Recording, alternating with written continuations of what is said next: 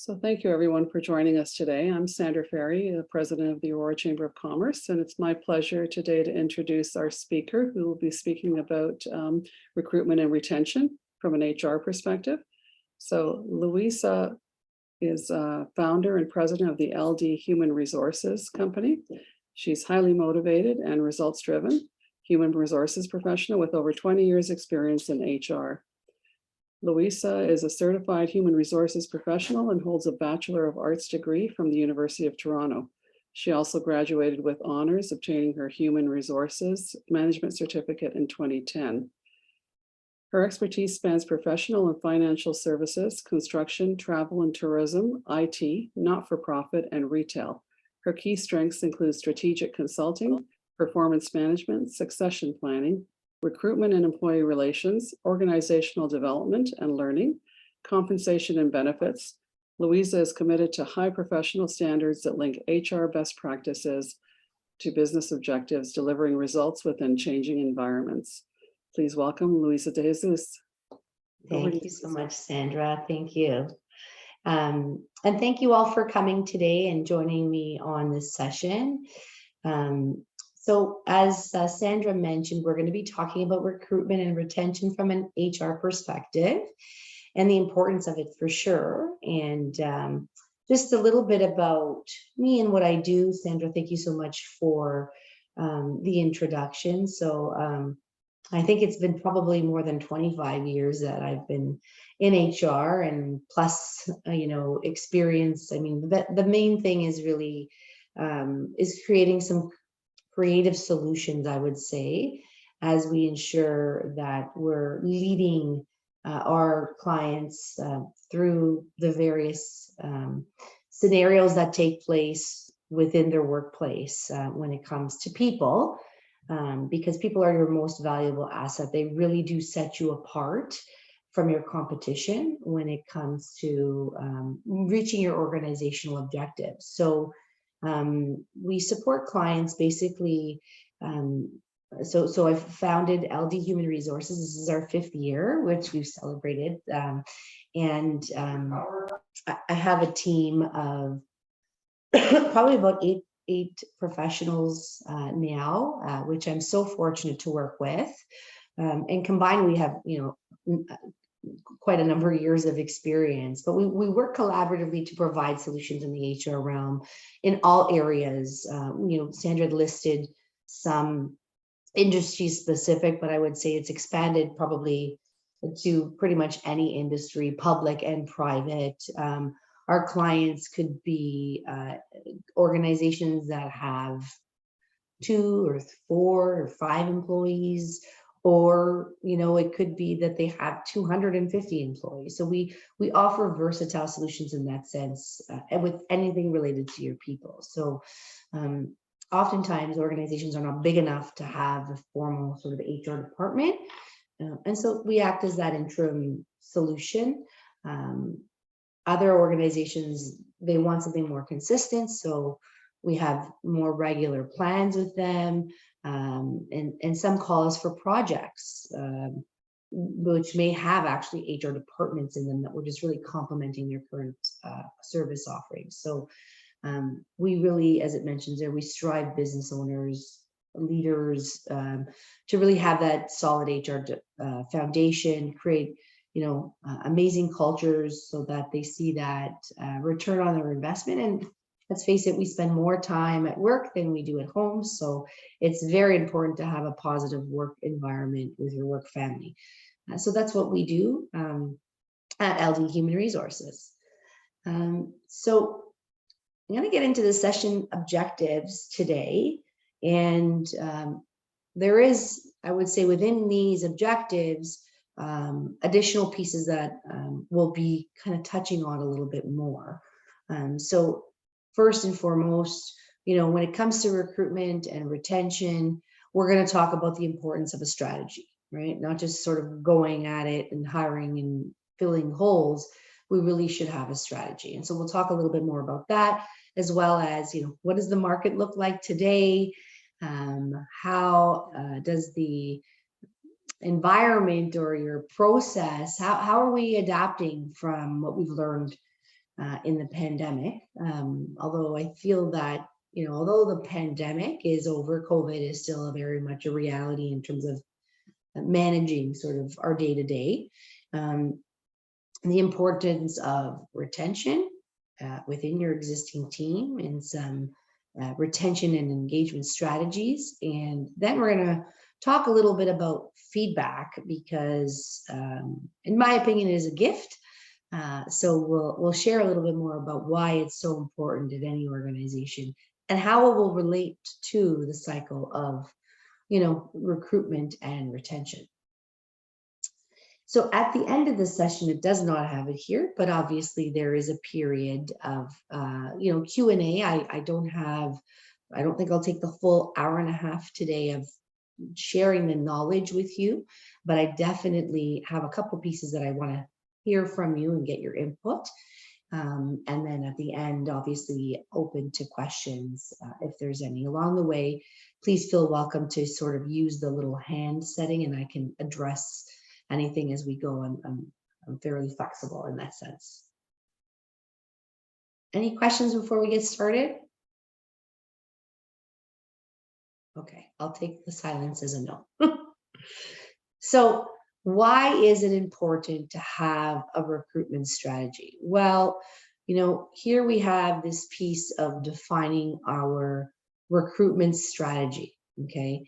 And what that is we really need to have something solid in place to get started. And what it does is it defines your value proposition. So, what is a value proposition? Well, a value proposition is really something that, what is it? Why do people want to come work for us? What are we offering? A lot of individuals have had COVID clarity, as I call it. Like you hear about the Great Resignation. The newest one is about quiet quitting. So it's so important to align our recruitment strategy with what is it that we do as an organization, and so that when we hire people, the strategy aligns with that, and then we're hiring them with the opportunity for them to commit and be part of your team long term. So you want to ensure that you're attracting the candidates so that that COVID clarity in terms of aligning their personal values along with the values of the organization is going to be a long-term relationship, right? That overall the vision, the mission of what you do is going to help with that retention and have the right person in place that you're looking for. The other piece is it really, once you have a strategy of, okay, what are we looking to achieve? What are the values? What are the offerings? Then it provides clear direction to those involved in the hiring process, whether it's recruiters, whether it's the hiring managers, whether it's other members of the team that are participating in the process. So it really does provide that clear direction. For example, okay, we want to make sure that we have individuals that see the value or that are aligned with working with passion and excitement within their role. So if you have someone screening the candidate and that really didn't come through, maybe that's not the right candidate that we bring in. Or if there's certain parameters that we have to have, like, we operate a 24/7 operation. Well, if you have the candidate that is not available for those times, well then, that 24/7 operation doesn't align with the candidate's opportunity to participate in that. Well, we have a clear direction. That's not a candidate for us. So it keeps everyone, I guess, on the same page, okay? The other piece is that it truly does save time and money. Once everyone's on the same page, we're not kind of going in circles, right? We want to identify, okay, when we get started, how do we want to who's our target market? Where are we going to post this? Should we sponsor the ad? Would we maybe use an agency? Or what are the best platforms? Is it LinkedIn? So it really helps with finding the right candidates who are the right fit, right? So if you have that upfront planning and strategic discussion, well, then we're going to maximize the impact of our efforts, which saves time and money. where we don't have people spinning their wheels and then kind of we have to restart the process. And then in the meantime, you have, there's a vacancy that still is very real. So most likely that someone else in the organization is taking on a higher workload, is, maybe getting a little burnt out, productivity is not ideal because they're either participating in the process to fill this gap or they're taking on that extra workload until the interim, as an interim solution until it's fit. So, we want to make sure that we're maximizing efforts and clear from the get-go to save this time and money. As I mentioned, it ensures that the candidates are right fit long-term, that they're going to be aligned with your vision, your mission, your values. And it really does, it does shape that employer brand that you have in the market. So, and I'll give you an example. When we just sort of try to fill a void and we don't have this strategic direction, oftentimes we'll find that we're not able to find the right people. We're not getting sort of applicants. And so we then maybe decide, okay, we're going to figure something else out and take down the posting. And then the need arises again a month later. And then the posting goes up again. Or you hire the wrong person and we've got turnover again and the posting goes up again. So that is an alarm bell for candidates to say, why do they keep having to hire? And so what you want to do is avoid that, have the right sort of strategy from the get-go and ensure that we've got that presence in branding as a place that people want to work at, that people want to ensure that they're aligned with your vision, your mission, your values, that everything is sort of speaking the same language. So, and it's a consistent sort of approach, given that we have a solid strategy in place. Okay. So let's do the next slide here. So what does it look like in today's market? Well, it's a tough market. Okay. It's a tough market. I kind of compare it to the housing market, right? There's high demand but low inventory. So although we have a steady growth of employment, so definitely since January of this year, there are more people in the market. The reality is that there are more opportunities than there are candidates looking for work right now. And you see that whole piece of people just want to make sure that they are aligned. They may not want to shift out of one space. And then, like I said, although the pandemic is over, there still are concerns post-pandemic, I would say, after effect that, some people may not have resources and are not necessarily in the employment market. So the reality is that the candidates are really in control. And the other piece of that is the compensation aspect, right? Inflation is on the rise. We look at sort of the cost of living. I don't think I've gone to the grocery store without spending minimum $300. Like it's ridiculous how much everything costs, right? So, people will look at not just compensation, but it's now a whole identification of what is that employer offering. So there's really something that employers need to reconsider in terms of the platform of the expectation, right? People are expecting that they're going to be paid. Their worth is definitely more because of the cost of living and inflation. And also, we've all been able to work in flexible workplaces to some degree, depending on the industry, but it's expected now. So we talk, this is something that came up. I had been at a networking event and someone said to me, what do you think about employers that are not open to a hybrid work environment? Well, obviously, depending on the type of work. If you're in construction, it's a physical, or if you're, you're in the healthcare, those are things you have to be present at work in order to do your job. But when it comes to operational roles that are more, part of sort of, you're at a desk and you're working through conversations or emails or, systems, essentially, we should be able to offer a hybrid environment. And if we're not, for whatever reason, you will have limited candidates apply in that sense. Most, your candidate pool will shrink because people are expecting either fully remote or hybrid for those types of roles. So we want to make sure that we're taking an in-depth look at sort of what is it that the competition is doing in my role, and how is it that I can be flexible, and what offerings do I have? So those are very, very important pieces. Tenure is not necessarily valued in the sense as it was before, right? And the other thing we look at is it's not just about base compensation. People are looking at the total package. Again, we go back to sort of the value proposition when you're hiring someone. Are your personal values and aligned with the values of the organization, right? There's an upward trend of ensuring that people are aligned now. They want to make sure that they are enjoying and aligned with where they're working. The other thing too is, given that the market has inflation and some roles are in higher demand, as I mentioned, there's less candidates.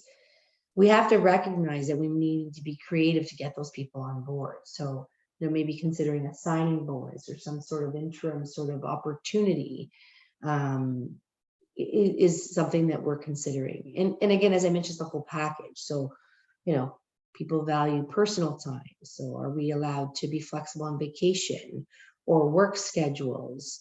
Are they given opportunities to grow and develop in that sense? So there's all kinds of different options that people are looking for, and we really need to know what are the current trends and consider them if they apply and if they're flexible and feasible for your environment. So some of the things that we talk about in terms of, what is it that the pandemic has achieved in terms of impact to our recruitment strategies. Again, it's so important more than ever to ensure that you have a clear brand online, right? You are either on social media, on LinkedIn, definitely have a very clear and robust website that is identifying what it's like to work there. And you have that value proposition. Even some of the recruitment platforms, such as Indeed, have like a company page that people look at, looking at, what are people saying on your Glassdoor reviews? Is there a way that we can highlight how it is to work here more effectively? I know one organization has videos and testimonials from their team right on their website to say why they love what they do. At the end of the day, the truth is that, you've heard, I'm sure, that if you love what you do and you work with those people that you enjoy, it doesn't really feel like you're working, right? Because it's part of your values, it's part of what you feel that you're contributing to. So we really need to highlight that experience to ensure that we have a clear value proposition that's online, okay? And it's consistent. The other thing that's really important is that, in pre-pandemic, I would say, we had more candidates, we had more time to sort of work through this process. So now, once you've posted a position, you have to be available and ready to look at those resumes within the same day, as soon as possible. It's very important to be timely, because if you're not looking at those candidates or considering sort of what options you have to fill that role immediately, someone else has scooped up that candidate if they're a good one, and you're going to lose out on that opportunity. So, I would urge you to consider, is this the right time that I, as a hiring manager of the organization, can support recruitment? Do I have upcoming vacation? Do we have other priorities that maybe projects in the organization that we are committed to?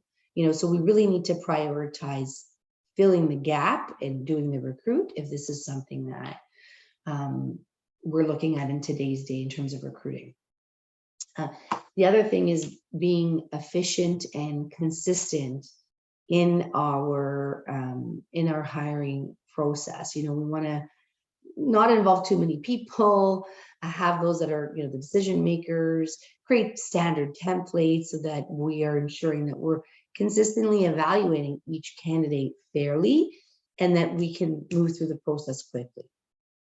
The posting should be candidate-centered, meaning that, again, I'm going to go back to the housing market. You want to market that house. You want to market your company. So you want to make sure that you're providing all the information that a candidate would evaluate as they're considering your organization, right? And I would say be considerate of the flexible nature that we need to have as recruiters, right? A lot of people are working during the day. Part of it is that you want to ensure that the person is interested, so they're going to make the time during the day.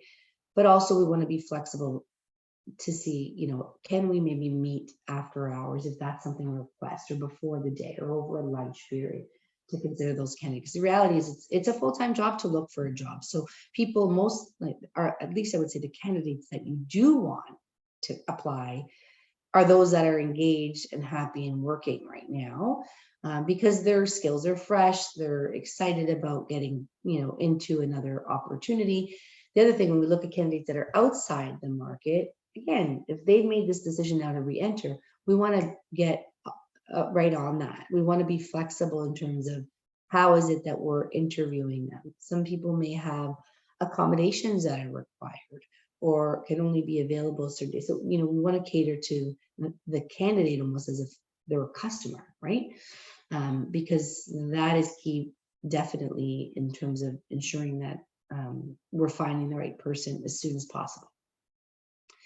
And then we also talk about sort of removing hurdles for low barrier, it says, to entry jobs. So I'll give you an example of what we mean by that. So one of my clients is in the healthcare sector, and they're recruiting for PSWs. And so they asked us to support with the recruitment process. And I asked them, okay, what is it that you currently do? And there's all these amazing features, right? You can have on Indeed or other recruitment platforms or job boards that essentially you can have like almost a whole pre-screen, right? And you can ask for qualifying questions so that by the time the candidate is validated and is the right fit, that you're going to be having a phone conversation with them, they've already kind of filled out preliminary questions that have identified that it's a fit for them. Now, depending on the role that you're recruiting for, so as I mentioned, this was a role that we were recruiting for PSWs. That really, now we look at today's market, my recommendation to that client was that just call them and go through it, because by the time the candidate has to go through all this process, I know we want to see their interest.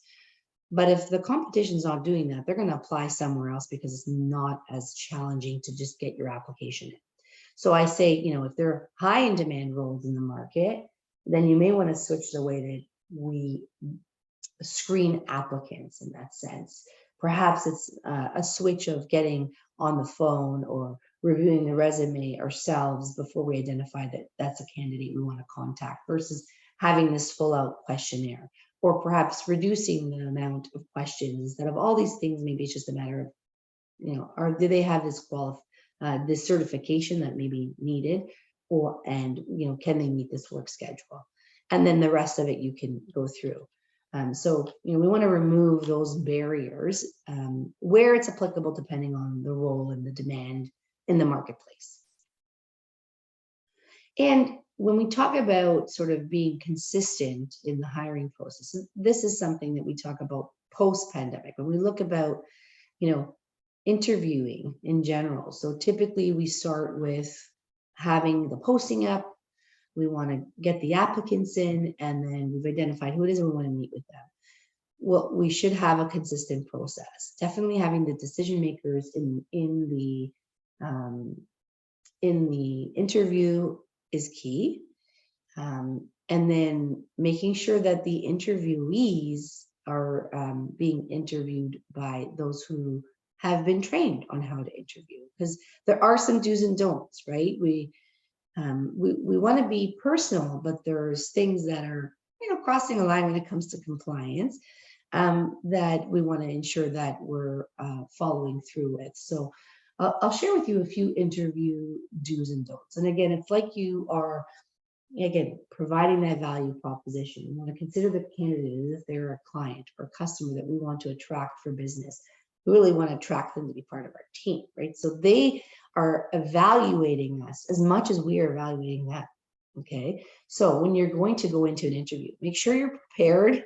You've made the time, you have a plan, you're asking relevant questions, and that they're all the same so that we're evaluating at the same consistent capacity. We're definitely actively listening. So that in itself is a skill, right? You're listening, you're asking questions, you're taking notes, you got to maintain eye contact, right? And you want to make sure that you're prompting and asking clarifying questions, but we're trying to be consistent.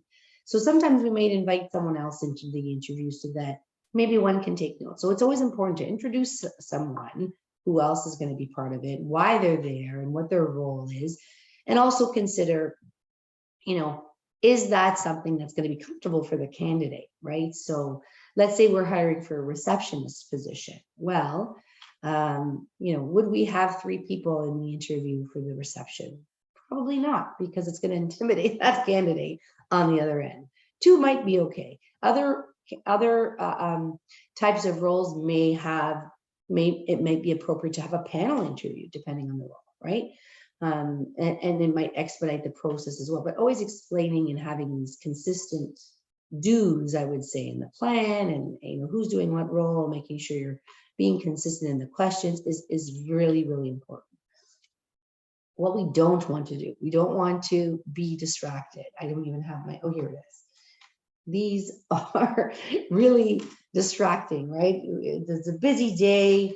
We always have emails and text messages and notifications coming on our phone. I would say put that phone away, put it on do not disturb, so that we're not distracted in the interview. We want to make sure that we're not engaging in personal conversation.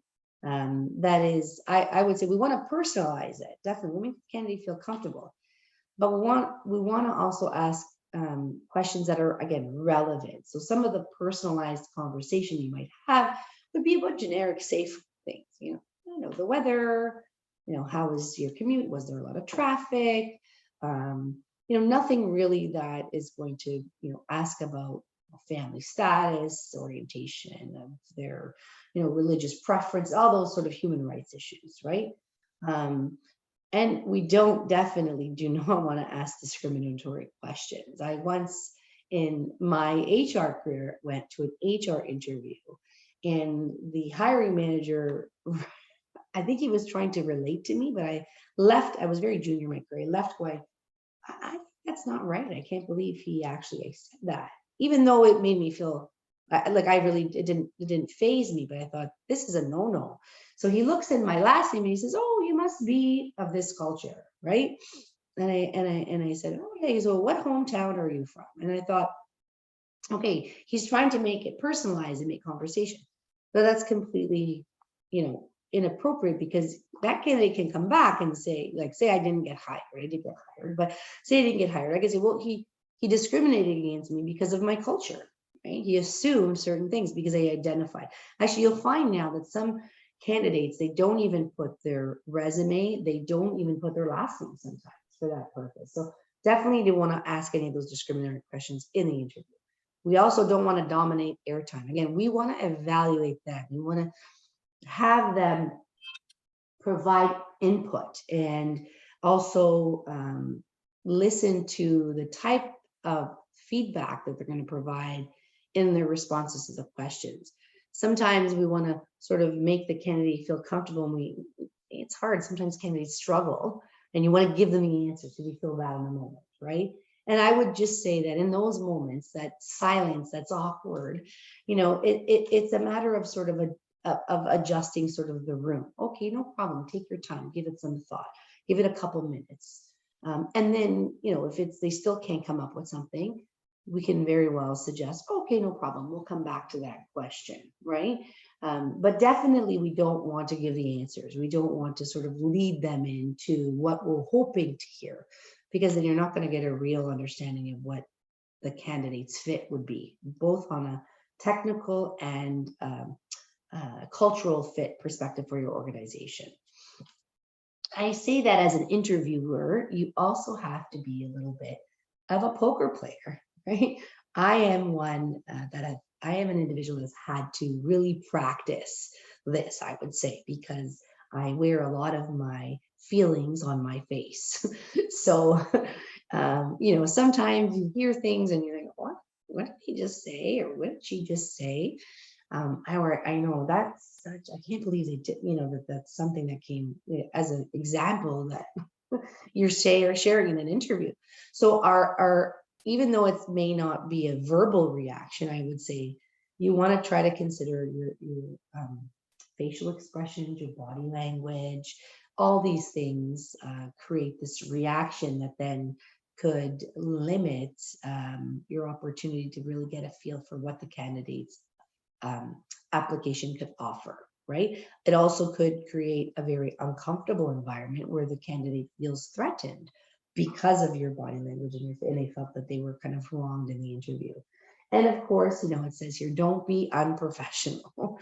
Let's not start to talk about things that are against sort of human rights, or go down a path of asking about family status, or just commenting on people's attire. Those are things that we're observing and we're just taking notes, but definitely keeping that professional. The other thing, as I said, the candidates are evaluating you as much as we're evaluating them.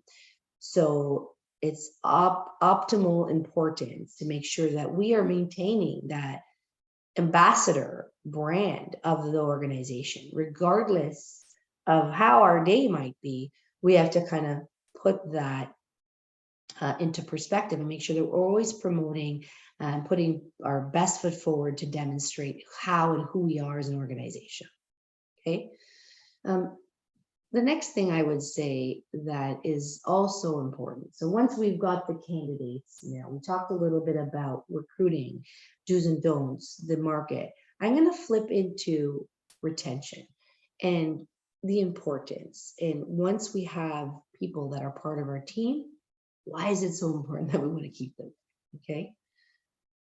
So really, I would suggest that first and foremost, we have retention that's really going to promote the health and the success of your organization. If you have people that are happy working and they are engaged, they're going to do great work.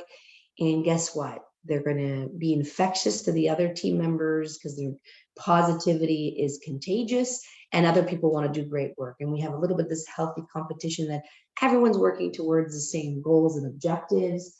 And we are essentially on a team that we're ready to go into winning, right? So, and that is something that will hit the bottom line, okay? And the opposite effect of that is that we've definitely have costs associated. So, and I say it translates into costs, but if we have someone that is not happy at work and not it has a negative demeanor, well, that's also infectious, and perhaps others are not going to have a very positive morale. And then you see productivity that's going to decline.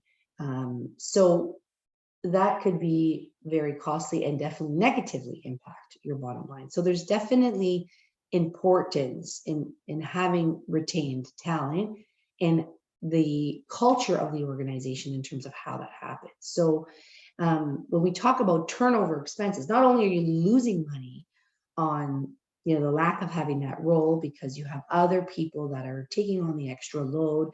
You may have people that are moving away from their actual duties because they're participating in the recruitment process. So there's lost productivity costs, right? So those are part and parcel within your organization. Then we have fees from recruiters, from agencies, or posting ads, that those are costs of retention as well. So, these turnover expenses are things that are very, very important. The other piece that's so important is losing that knowledge, right? We had someone that, let's say that is there for 10 years. Well, that relationship and history that you had with their client is going to be detrimental, because it's, you know, building a new rapport with a new person.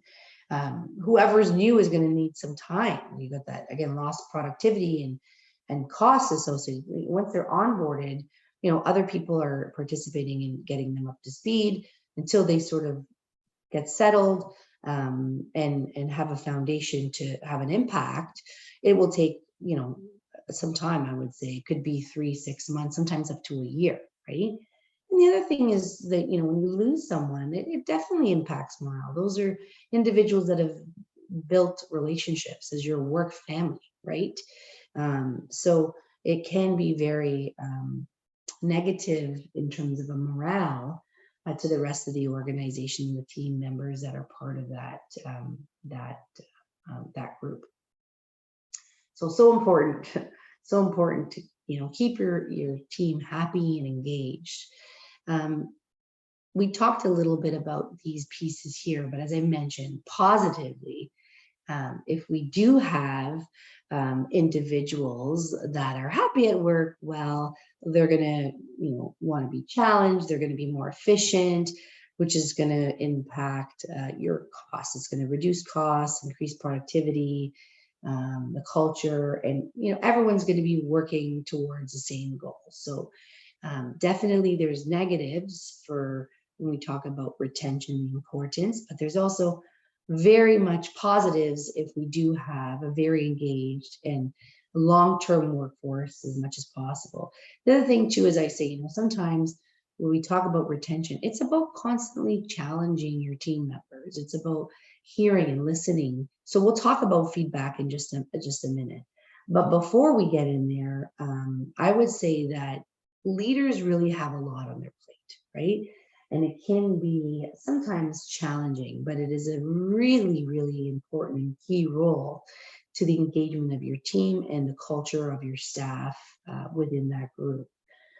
So let's talk about the importance of leadership in just a minute, right? When we talk about, excuse me, retention and culture, definitely there are pieces from a total rewards package, you know, with the compensation. You know, we talked about sort of inflation, things like that. That's one component. Most people don't leave because of money. If they do, it's a really kind of short-lived piece. However, it's about the whole package, and it does start from the top. Who is it that they're working with? Who are they working for?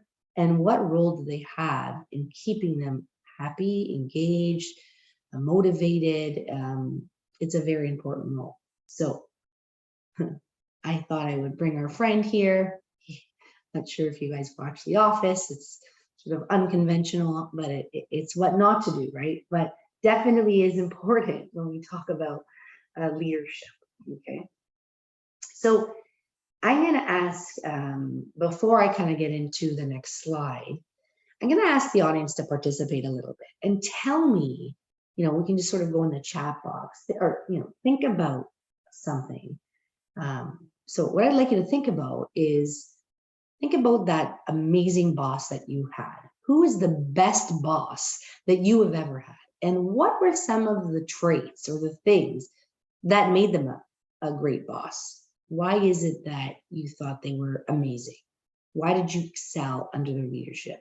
Why did you want to go to work every day? Because you had this person that was, you know, leading the charge within your group. So I'm going to ask if we can just share in the chat some traits that you were able to recognize. Sandra, do you see the chat? Because I unfortunately do not. I can see it, yes. All right. Would you be able to, oh, here it is. I apologize. I see it. All right. Strong mentorship, emotional intelligence. Emotional intelligence, whoever said that, is key, You know, I have really some good examples about emotional intelligence and communication. Communication is always the problem, right? It's he said this, or it was misinterpreted, misunderstood. definitely the emotional intelligence piece is like, if you feel someone who's a really top performer all the time is not really operating the way they normally would, well, let's not just put them on a performance improvement plan. Let's try to understand, well, what went wrong and have a conversation. That's emotional intelligence. That's just, knowing who your people are and talking to them about it. So that's definitely a good one. Anyone else in terms of what are the things that your great boss, why you thought they were so great?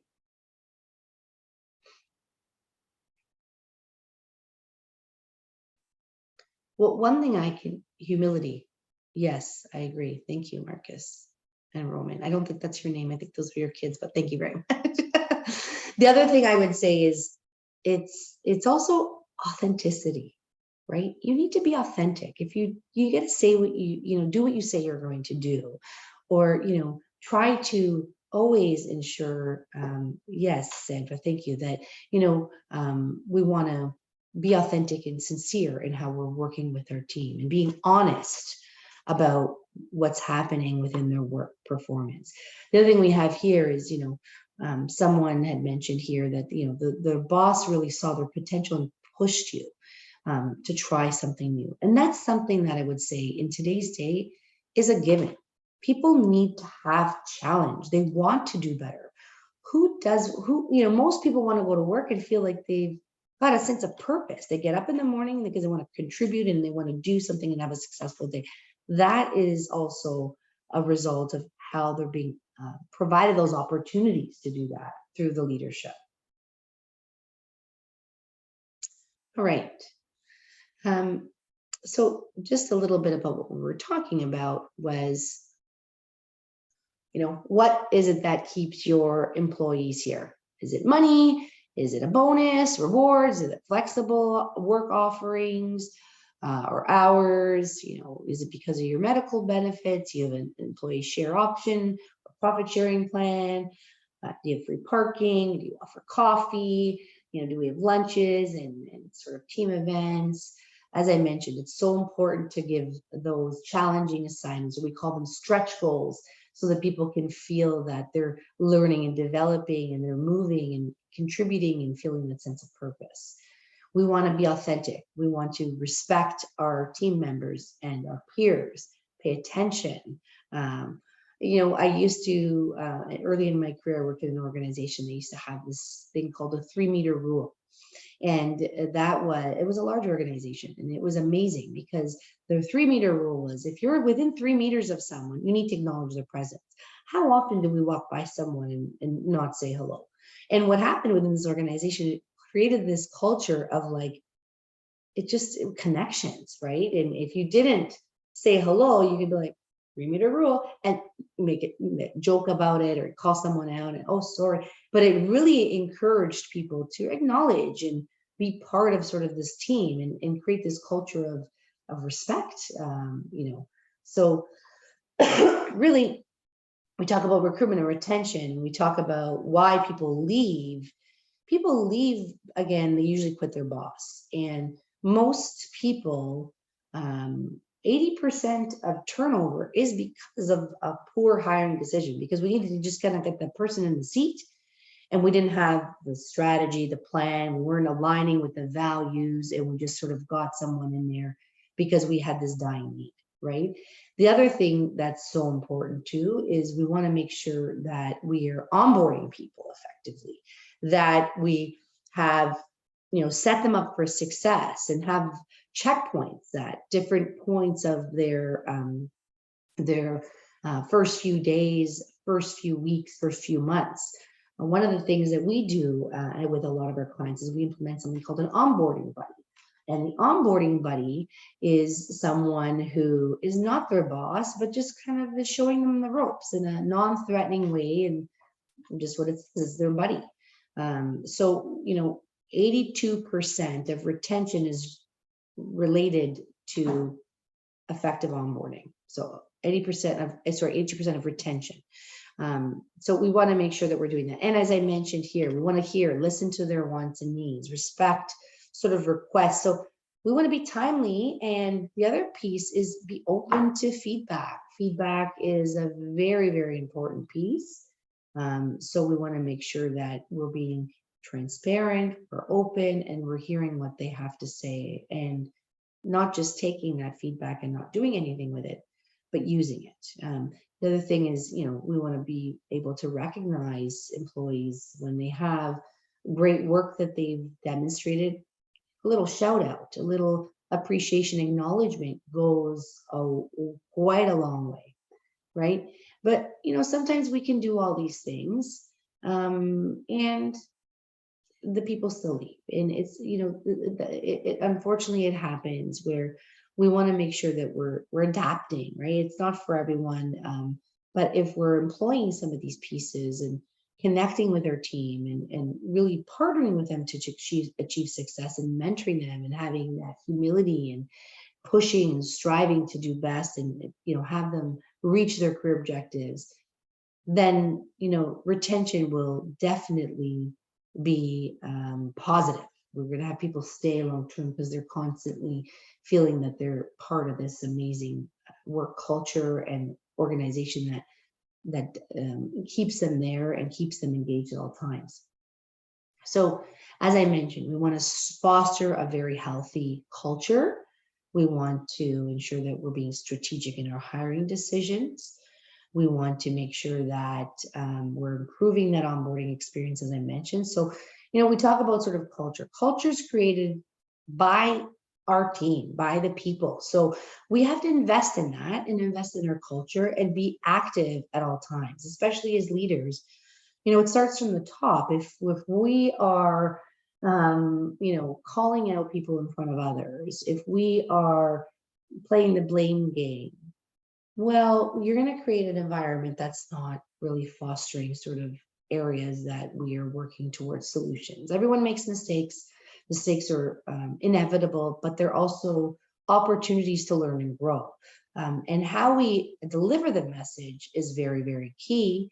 And if we don't deliver the message, because sometimes that's the reality, people don't like to deal with confrontation or conflict or provide that constructive feedback. So not only are you not going to be doing a disservice to that individual in terms of them achieving success in their role at your organization, but you're really not setting them up for success within their career anywhere else they're going to move on to, because we really need to be able to be adaptable as a professional or any employee so that we're learning and growing, as I mentioned. So that's that real importance, important aspect of feedback. And again, hiring those right people, making sure that we have that alignment with the cultures. The other piece that we have here is prioritizing recognition. So as I mentioned, those small things really do go a long way. And we do want to drive employee growth. So providing them with those stretch goals. A lot of the individuals, I would say, that are coming into the employment markets, or our younger generation, it's expected. They've grown up in a different world where we have instant gratification or recognition or responses. Like, just think about sort of social media or your phones, or you post something, you get a response, there's a comment. But if we're not providing that feedback and timely and opportunity to grow and learn, well, individuals are going to go somewhere else to get that. Okay. The other thing that's important is to listen to why people are leaving, right? Not only do we as employees and organization, grow and learn and need to sort of evolve, think about how technology evolves on a daily basis.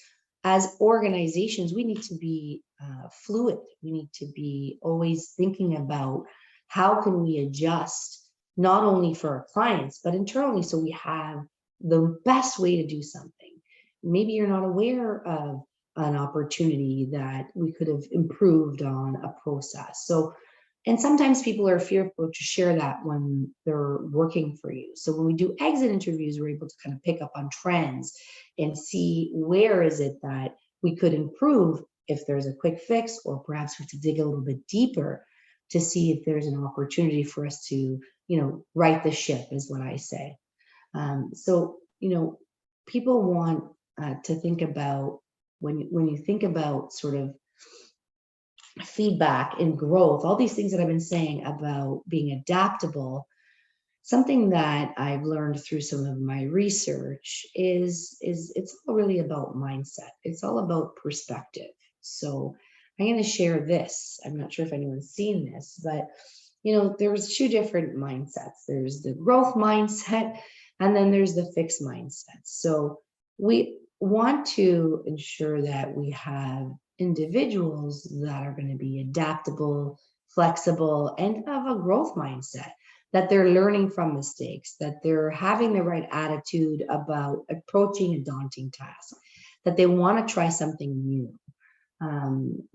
That there are opportunities that they're going to even seek out feedback so that they can look for ways to do things differently or better and learn along the way.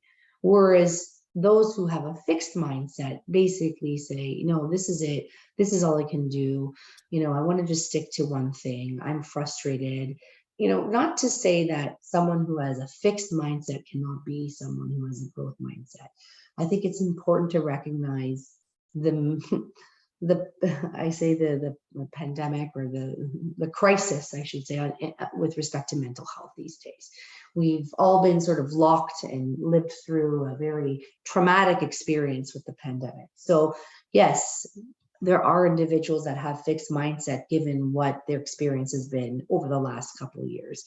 Perhaps they don't have resources to care for their family members, and it's been very stressful and challenging trying to get their work done, or they've been restructured because they've had loss of job, or their family member has, and financial pressure. So, it's very real to have individuals that are saying, that's it, I'm just gonna, there's no light at the end of the tunnel.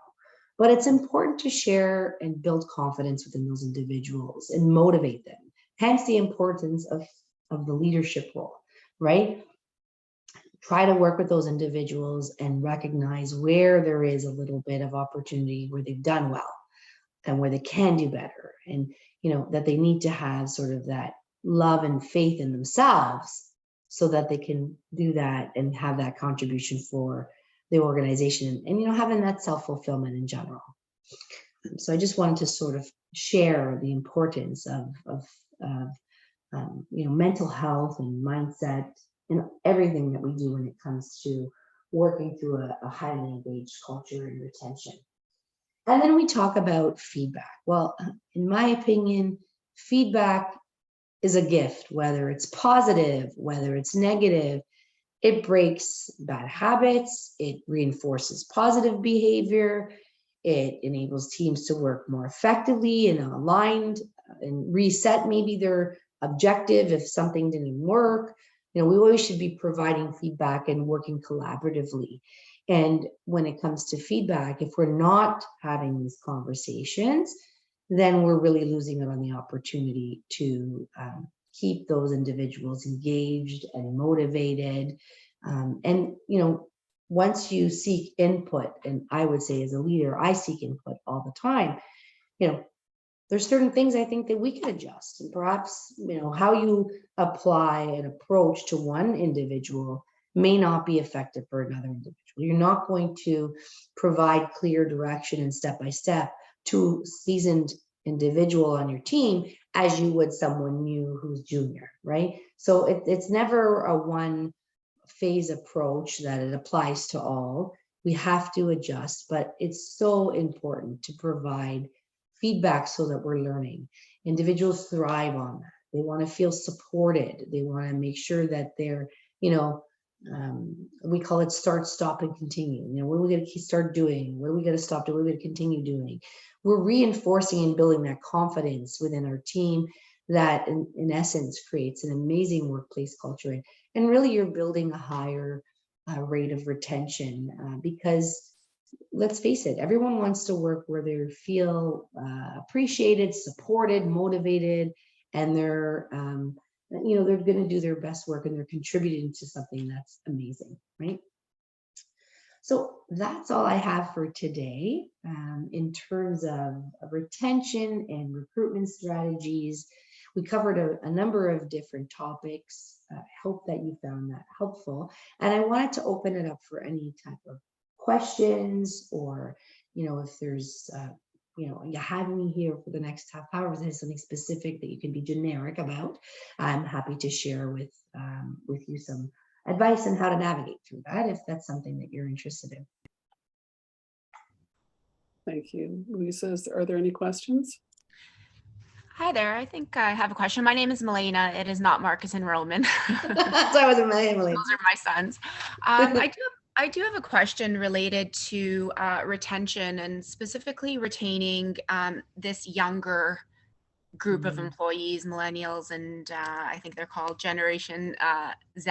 Obviously, I'm not part of either one of those generations. But what kind of challenges are you seeing with regards to that younger group? If we look at different generations, the goal was to, and certainly my own parents, for instance, getting a job and sticking with them and having that loyalty for decades and decades. And just in this new reality and new world of work, you mentioned earlier the Great Resignation. What are you seeing, some trends around that, and some best practices around retaining individuals who may have this idea that I'm going to be spending a short period of time with this one company and then kind of building and building. I wanted your thoughts on that. Yeah, that's a great question, and it's something that comes up, I'm going to tell you, all the time. So it's a different world out there, definitely. And you think about the way that even the education system has been, right? We never, I shouldn't say we, but like myself, when I started in the employment, like working globally was not as common or as fluid, right? So, individuals in that generation have been almost taught that, the more experience you have, the better your portfolio, that you can learn and grow and apply those learnings and achieve success in your career. Okay. So we have to value that there is some truth to that in terms of gathering different experiences. Not to say that I would say that the key thing in terms of retaining and attracting that talent is to provide that opportunity of versatility, to be able to recognize and provide that feedback, and recognize that if someone is not feeling challenged or wants to try something else, is there an opportunity for them to do that? Can we keep them within the organization? Because that's ideal, right? So even if you have a smaller organization, if they're keen and they have the interest that they want to try something, and they're maximizing sort of in doing the best and really kind of hitting out of the park of their own job, you need to consistently challenge them. If you're not challenging them, they're going to go find that challenge somewhere else. The reality is, though, sometimes we're limited. Maybe there's just not an opportunity to give them that experience or exposure, because either they're too junior, or you just, you don't have that type of offering at your organization. So inevitably you will maybe have some turnover, but the important aspect is to do the qualifying upfront, right? What are the values? What's the mission? What's the organizational culture? That is something that the generation of today is recognizing as the key piece that's important to them. Money, for sure. They've had a lot of, call it OSAP bills, right? For sure. But the key one is that I would say, is this somewhere where I want to work? Because and can I see myself there long term? Is this something that's going to constantly provide me a challenge? Am I aligned with, I had a team member that she worked at the accounting firm when I was at the accounting firm. She was so passionate about giving back to the community. And we had her on all these other audits with, other organizations that were private organizations. And, and having a conversation with her, she was so passionate. She participated in all kinds of other community things herself. So in order to retain her, I'd gone to the partners to say, let's put her on our not-for-profit clients, because that's what gives her purpose, is giving back to the community. So have her on those types of things. So it's really about listening, making sure that we're aligning with what their values and their goals are, and keeping them constantly challenged and having constant communication and feedback. It is so, so important, because this generation has seen that loyalty be restructured 5 times, right? That we think about our parents that were working. Well, many of them, yeah, they may have been there for 20 years, but they were also indispensable when, when things went sideways within the market, that they were unfortunately restructured and displaced. And then they see, the struggle that the parents didn't get rewarded, let's say, from, committing to that. The other thing I think that's really important is that we have to adjust and adapt, right? Think about communication in general. Well, most, there's different avenues of communication. We can pick up phones, we can email, we can text, we can use platforms of IM. It's no different than learning. We have to adjust to be more proactive and progressive in how we're communicating, right? If it's that I'm going to send an email and wait for that to come back, well, maybe the individual that's that younger generation, they don't really like to pick up the phone and talk to you. And depending on their role, like quick IM, like you need to sort of adjust as well.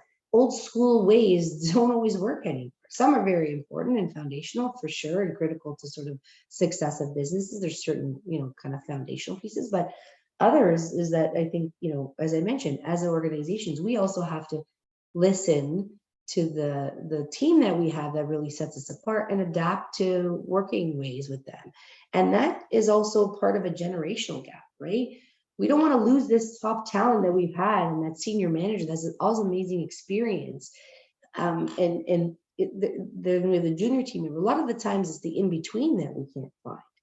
So how do we avoid that gap? I mean, this person is tired. They don't want to work so much. They want to retire.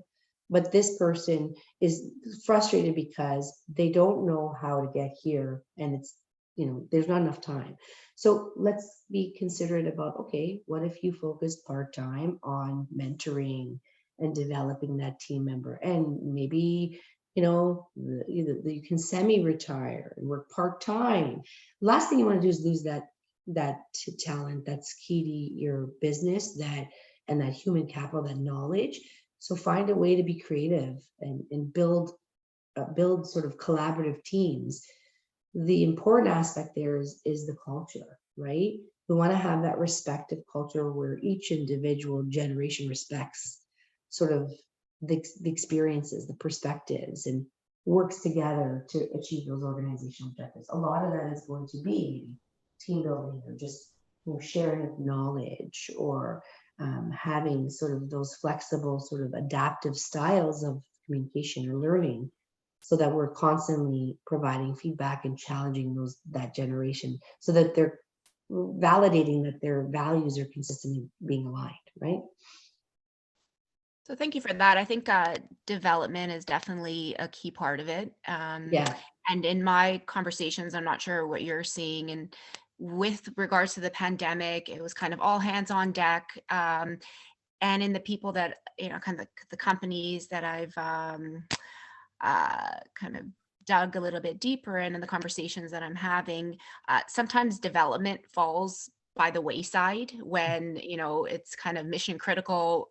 And that's the unfortunate part. And that's where you're at risk of losing a lot of your talent. And, with development, essentially, we all own our own development first and For foremost. sure. Yeah, we look to our managers and companies to kind of support and help us in our development journeys. But with that said, my observation has been where development kind of falls by the wayside and you don't really support your employees in their growth, that's when people start looking elsewhere. And Yeah. we I think you hit kind the of get nail on ahead the of head. that. Yeah, you hit the nail on the head. The problem is that it's faster if I do it myself. I don't have time to train. But if we're not having that short-term pain, we're not going to get the long-term gain. And then we're going to be stuck in a position where we have all these seasoned experts that are retiring or exiting the workforce, and no one else there is as successors. And not only that, but to your point, you're going to have those individuals that are not developing learning leave, right? So if you don't take the time to and invest in sort of developing, coaching, yeah, it's all hands on deck. Give them a small piece so that they're part of it. Show them how you're doing it. Take that extra time, even though you don't have it, and try to manage within your team of, divide and conquer. Because if we're not going to take the time to train and go through this, it is a little painful, but long term, it's just going to be detrimental to the success of the organization. Given there is like a war on talent for sure, right? Thank you. Thanks No for yours. problem. Any other questions?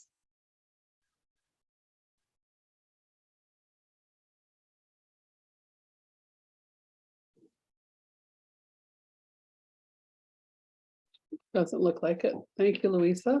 That was a great No session. problem. And Thank you so much.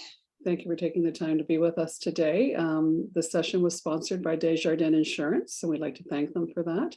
And it will be posted on the Accelerate Your Business Recovery Hub at accelerateyourbusiness.ca if you're interested in watching it again. Okay. Thank you, everyone, for joining us today. Hope you have a great rest of the day.